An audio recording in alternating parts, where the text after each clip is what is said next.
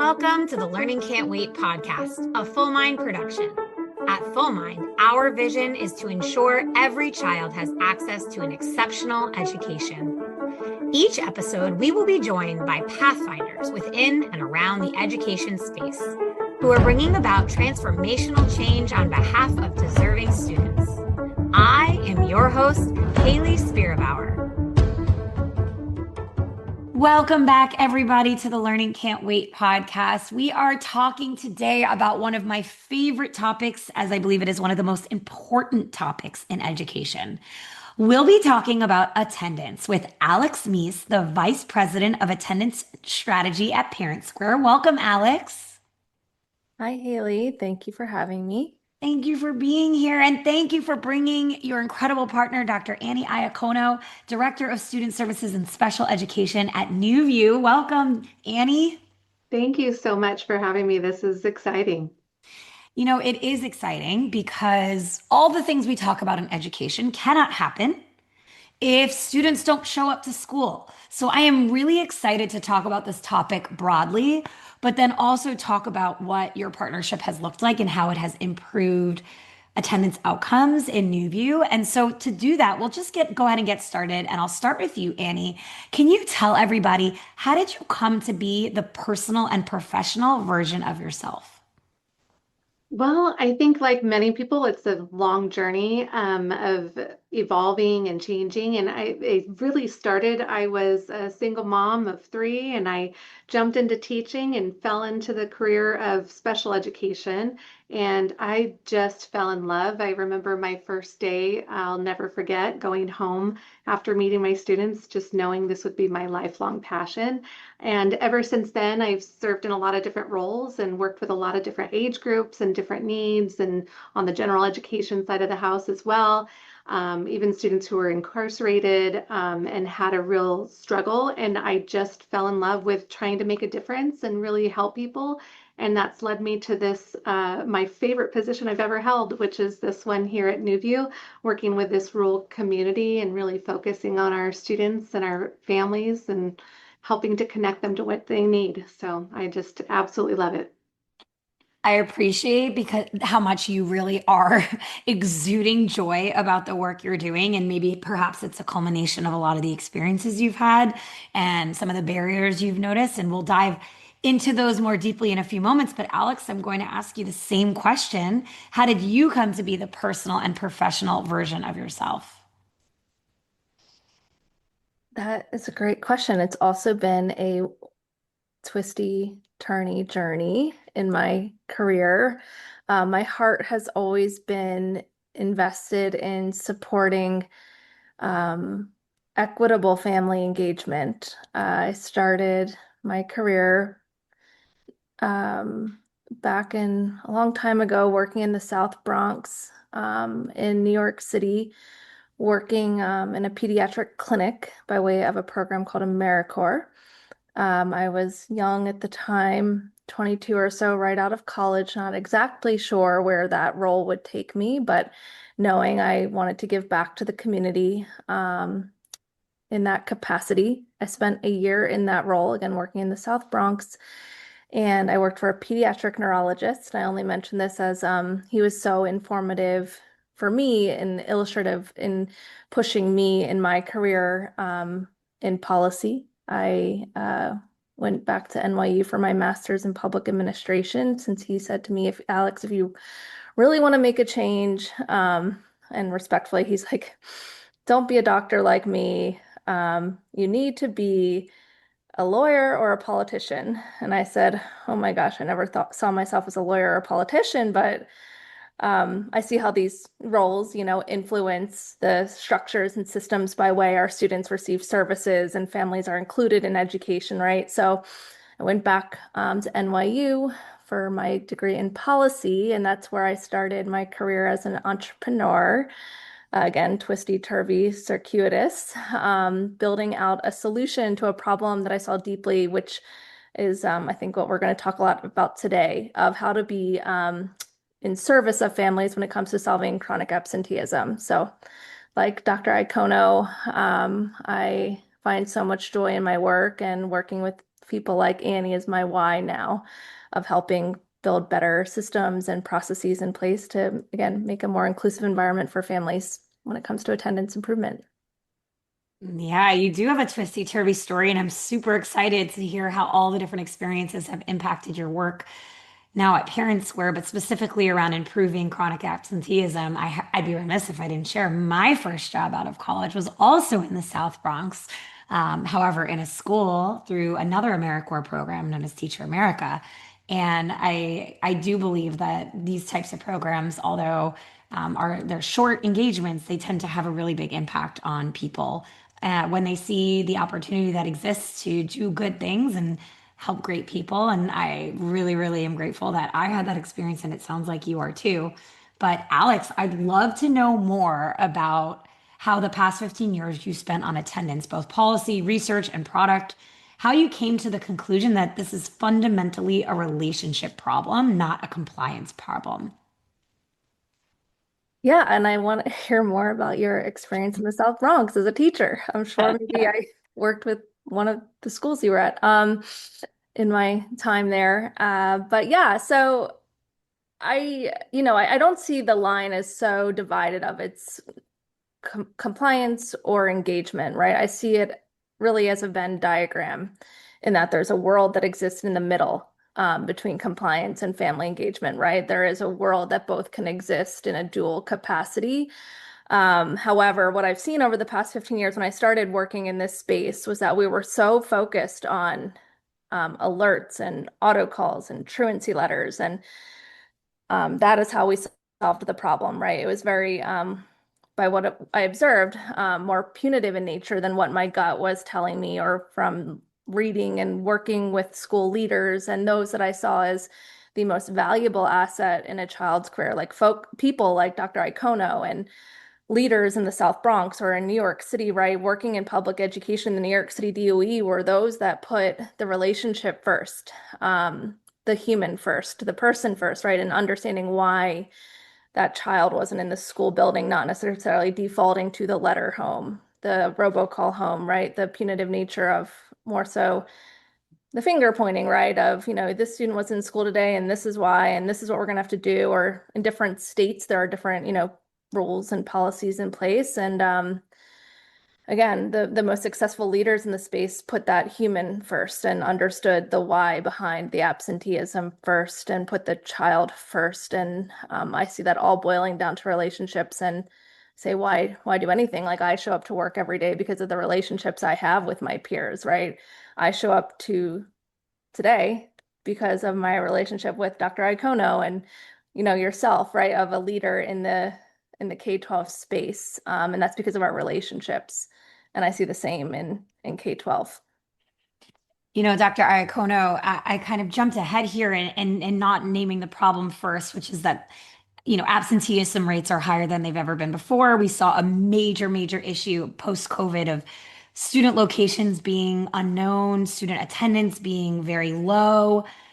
Talk to me a little bit about your experience during and after COVID. And then we'll jump back over to Alex's really strong point about some of the point solutions that were developed to attack that problem.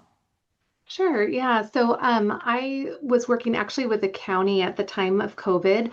So I actually had a really broad view. I worked and served all of the school districts within our county, including NewView. So I was able to see the impact live with our families. And it was devastating in so many ways. I mean, there were some positives, of course, as there always are, as far as some of the experiences that families were able to have and more time together. But by and large, that support with our schools and those relationships with our school folks and the parents, it was really impacted. We didn't have that face-to-face engagement. We didn't have that ability to support our families and nurture our kids in a real in-person way. So I think coming on the heels of that, what we've seen is, a huge chronic absenteeism while we were still first getting back into the classroom and back into in-person instruction. And then that lack of relationship, I feel like is what we were still coming out of, even when we were fully starting the school year in person. So because those relationships weren't there, that support wasn't there, we hadn't followed and been able to nurture those relationships during that time the way we typically would, then we were out of touch with what their needs were. So then when I came to NewView in 2023, I realized some of those gaps were significant. We're an island as far as healthcare. There are no healthcare providers in our local area. There's a dentist that's open one time a week, and that's very limited. We don't have a full grocery store. Just all of the human aspects, and then being detached on the heels of COVID, really put our districts in the whole county and NewView included, just in arrears, really. We were behind the game and we needed to find a way to catch up. And what was happening with the auto responses and the auto letters and that more punitive, that wasn't the approach that our families needed after going through the traumatic and the hardships that came from COVID. Mm, mm. Because I have a really special interest in rural America, I know that the problems you're naming here are unique to rural America and widespread across our country. Most of America is rural. What you're naming are particularly big barriers, having no access to medical care, having limited grocery supply. Those all become factors in why students don't show up to school. They are inextricably linked. However, I would imagine, and Alex, please correct me here as the expert here on attendance, that simply sending automated reminders, as you named, isn't going to necessarily get families to school. So talk a little bit about what has been impactful, how the relationship aspect, knowing relationships matter so much, how that translates in some of the solutions that ParentSquare provides to getting students to school. Yeah, I would say that I would be so daring to say we can't improve attendance without relationships. They're one and the same. If our expectation is that kids are coming to school and want to be in school, right? And parents, similarly want their kids to be in school, that relationship must be intact. And as Dr. Iacono was saying, right, in the pandemic days, like how decoupled those items might have been, right? Even though we did our best effort of staying connected on Zoom and communication, right? Like there's just no replacement for that in-person connection point, particularly in our rural and even urban regions, right? And I would say that it's not really what we say, it's how we say it. And within ParentSquare, right, we are one of the nation's largest communication providers across the country. And what we're doing within attendance now is providing different tools and coaching mechanisms to support districts across the country and how to communicate with parents just a bit more empathetically and positively to draw that connection point right around that relationship, not just information sharing.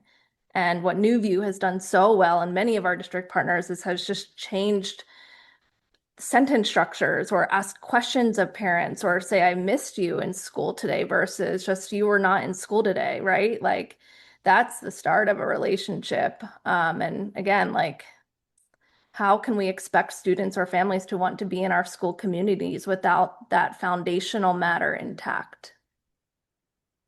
You know, Annie, you went from families never responding to these outbound messages that were being sent to communicate their students' absences to fielding hundreds of messages at a time. What was the shift like on the ground, and what did your team, in addition to tailoring some of the language, have to do differently to get there? It was a massive shift for us. So prior to partnering with Attendance Plus, we were already a ParentSquare district, but our previous method was to mail home actual letters as the primary form of communication. Well, in a rural area, we unfortunately do have a very unreliable mail system. There's unfortunately break-ins into the mailbox. There are some areas that we serve that are only accessible through a four-wheel drive vehicle in the dirt. and their mail carriers don't have that. So we just really, it was so inefficient, and we had zero response, as you mentioned, almost. It was very infrequent that we received any response whatsoever. And so now what's shifted is, because ParentSquare is already a tool that our team and our parents and our community is used to, they are getting those messages right on their cell phone. We don't have great internet service in the hills that we serve, but they have good phone service. So that was a big shift as well. It felt more personal because it's coming right on their device that they're already looking at. And again, we took advantage of some of those suggested messages that are coming across as that supportive message, and offering resources, offering connections to different things we offer. And it did increase. We are getting hundreds of messages every week, and our team had to really shift. So what we ended up creating, that we never thought we'd need before, we actually have a dedicated attendance line at each school site where the parents can just leave a voicemail and just say the reason for their student's absence. We can also, we have a QR code set up for each school site where the parents can just scan the QR code, type in the reason their student was absent.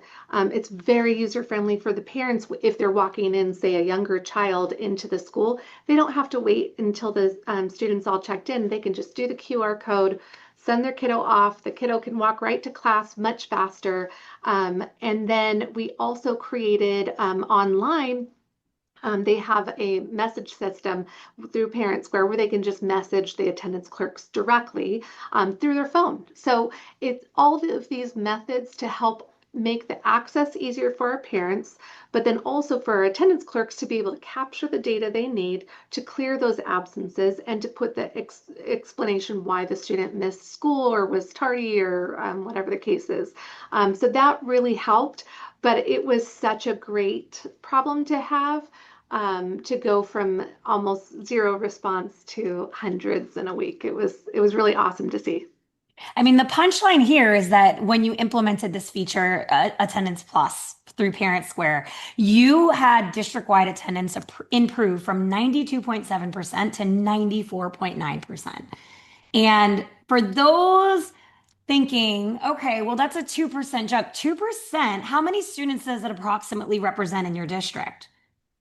So we have in total 2,253 students about. So 2% of that, we're talking a couple hundred kids. So that's a big It's difference. incredible, right? Like sometimes we can remove the human from behind the number, but a couple hundred kids coming to school with regularity dramatically improves the trajectory of their life.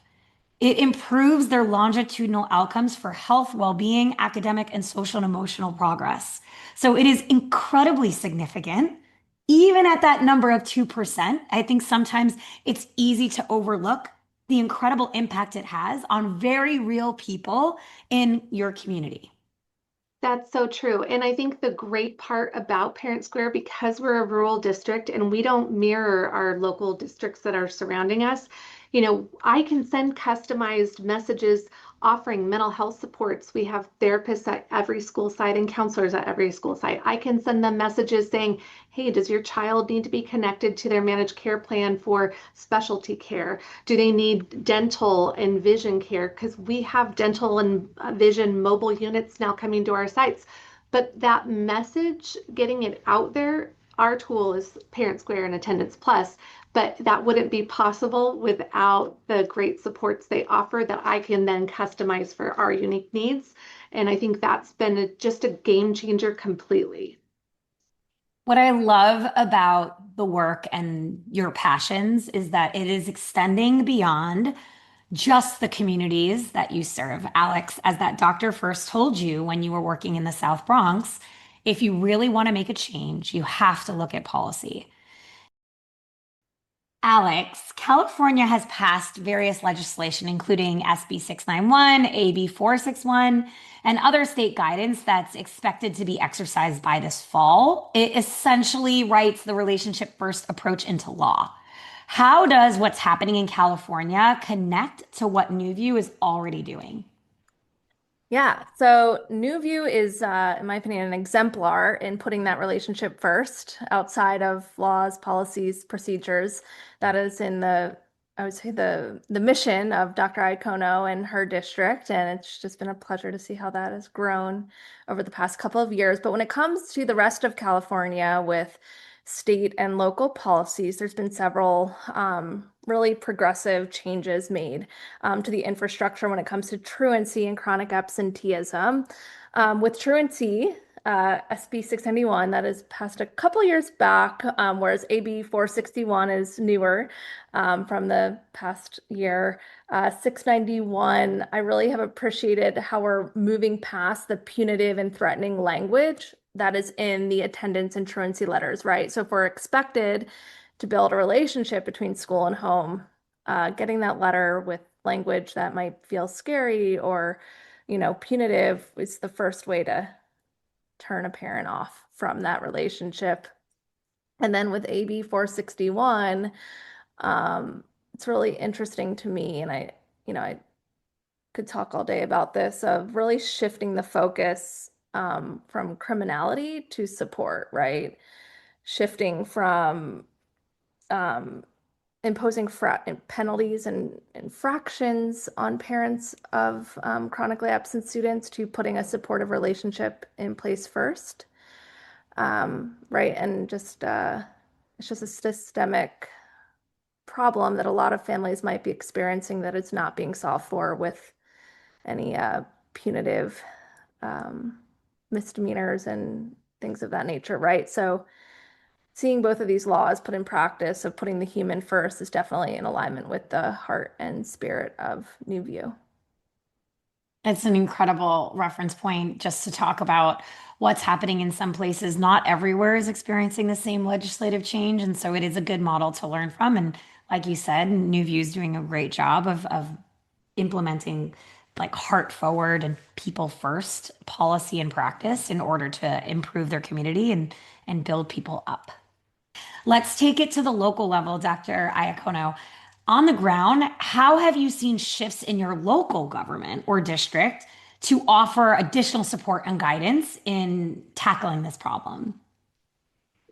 That's a great question. So I am fortunate, I really appreciate my partners and the other school districts. We meet regularly. The county office hosts, regular meetings so we can kind of brainstorm what's working for our district, what's working for another district. And we really partner closely with not only the attendance focused side of the house, but also that student support side of the house. And so we're really trying to wrap around, what services can we offer students? What are those barriers that are preventing them from coming to school regularly? Getting to know the family on such a close level where they're willing to share some of these really difficult pieces of their life that are really hard. We have almost about a 10% homeless or unhoused population. And when we're saying unhoused, we don't have a motel nearby. So they're more than likely living out of their car or have some sort of other inadequate housing or sleeping on the couch or on the floor of their family member or friend's home. And it really is staggering what some of our families are experiencing. So even things like hygiene essentials, clothing, shoes. I've had kiddos missing school because they don't have shoes to wear to school. So we've created resources for those families. We have resource rooms that have all sizes for the entire family. But that partnership with the county, with other agencies, nonprofits around us who are really just alongside us, the managed care plans, I cannot tell you what a huge transformation that has been. Being able to connect our families to their managed care plan for specialty support. They'll even offer transportation sometimes. And that helps our kids stay in school because the parents can go to their appointment. They don't have to take the kiddo out of school to go to the appointment with them because they have that support. But a lot of our families are embarrassed. So if we can't be that direct connection, if we can't be that comforting spot for them to land and feel comfortable opening up to us, then they're not going to get the help they need. So we really work hard on filling in all of those gaps and barriers to the best of our ability. And if we can't, I am the first to jump on emails and say, hey, who can help this family? We really have a situation. And I think that partnership between like-minded individuals in other districts, as well as all of the supports that we have from our partnerships with different programs like ParentSquare and Attendance Plus, and our managed care plans and all of that, really make a difference. And you have to really look at it from that person first approach, and that's made to me all the difference in the world. And I've been really fortunate to see how those relationships have improved and the communication. It's been a great thing to see. I feel so heartened when I hear the level of just complete wraparound support that occurs to ensure students can be in school, they can happily be in school, healthily be in school, but also that the families are being supported. That is not the case for everyone. And so when you hear of organizations and people and communities really doing everything they can to change the narrative for all kinds of families from all different walks of life and all different backgrounds and all different communities, it gives you that accessibility and that access and that equity that Alex started our conversation off with today. And it really allows for every unique situation to be accounted for whenever possible. And it sounds like even when it's not accounted for, there's a lot happening to make sure students and families feel included and present. And like we said from the start, it starts with the relationships that you're building. It starts with the way that you see people and acknowledge people and bring people to the table. As a final question, I'd love to know what advice you might give a school. And I'm going to start first with Alex. What advice you might give a school who's trying to improve their attendance outcomes? That's a good question. A school, to improve attendance outcomes, right? And I can see how, while this conversation is incredibly uplifting and it's amazing, I can hear a school then in the other ear, my other ear, say, well, I don't have time. Like that seems like a lot of work, right? Like we are really busy. And that is something that's a reality. And with budget cuts, right, and changes within school district structures, that's real. The time scarcity, right, affect.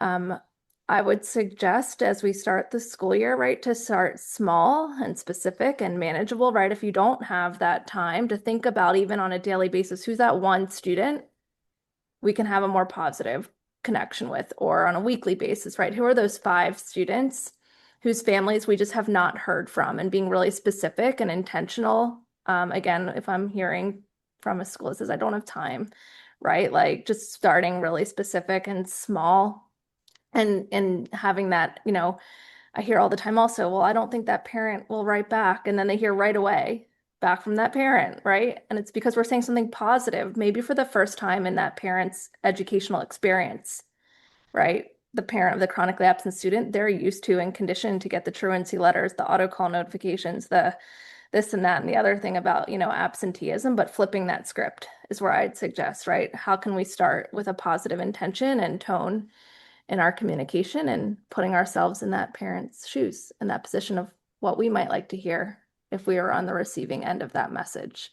And that is something I see NewView and many of our other district partners do an amazing job at, of putting that parent perspective first. I appreciate the realism there. It's an important call out, and it's a really good way for us to wrap up your portion of the conversation, along with some very practical advice about how to overcome that barrier. Annie, same question for you. What advice would you personally give to a leader who is really looking to improve attendance?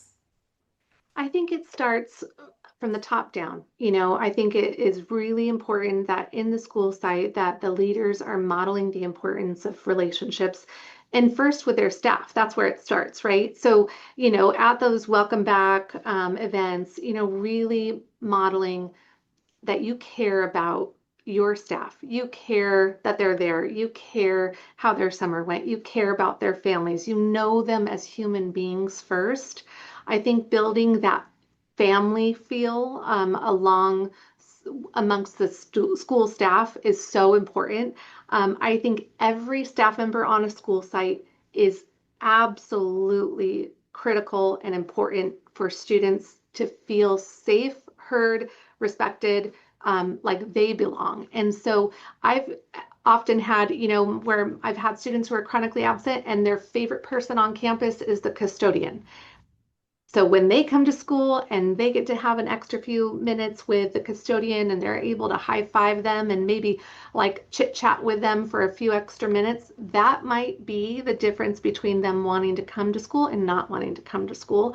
So I think for every role in the school site, that relationship piece should be first and foremost, and it needs to be modeled from the top. I think also just the staff feeling empowered that what you're doing with kids makes a difference. You're the person they're talking about at the dinner table, right? And or with their family when they're wrapping up the end of their day. That's what's on their mind. So make that be the best part of their day if you can, because we don't know what our kids are really experiencing outside of that and what the families are going through. So we really want to make that impression. And that's what will make kids want to come to school and feel like they belong and feel like they're loved and supported. And that goes a long way. But again, I think it's that top down. You all have given our audience a lot to think about, as well as a lot they can practically implement tomorrow. I'm so grateful for both of you coming on and sharing the story of the work that's happened in NewView, but also really across the country in ways that folks can immediately connect with families and put them first to help encourage students more regularly to attend school and create a really beautiful community to be a part of. Thank you so much, Annie and Alex, for joining me on the podcast today. Thank you. It was fun.